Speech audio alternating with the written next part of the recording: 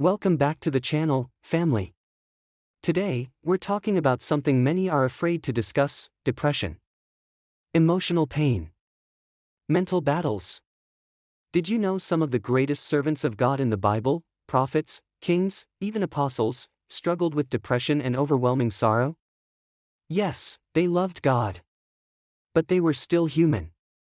If you're going through a mental or emotional battle, this message is for you. Let's start with Elijah, the fire-calling prophet. In 1 Kings 19, after defeating the prophets of Baal on Mount Carmel, Queen Jezebel threatened his life. And just like that, Elijah fled in fear and despair. He prayed in the wilderness, saying, "I have had enough, Lord. Take my life." 1 Kings 19 verse 4. He was tired, burnt out, alone, and deeply depressed. But God didn't condemn him.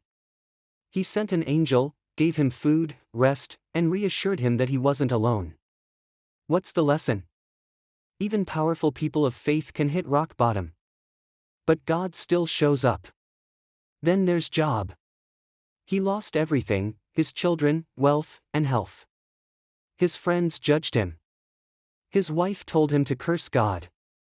In Job 3 verse 11, he cried out, "Why did I not perish at birth, and die as I came from the womb?"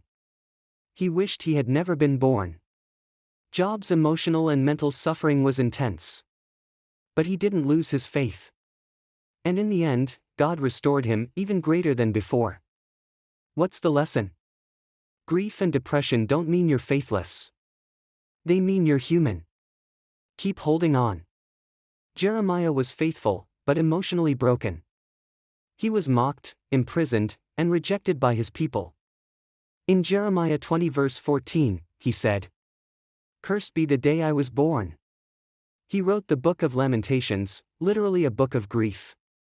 But even in sorrow, he wrote, "Yet this I call to mind, and therefore I have hope, because of the Lord's great love we are not consumed." Lamentations 3 verses 21 and 22. What's the lesson? You can cry and still be called. You can weep and still walk with God. King David, a man after God's own heart, poured out his emotions in the Psalms. He was chased, betrayed, and shamed.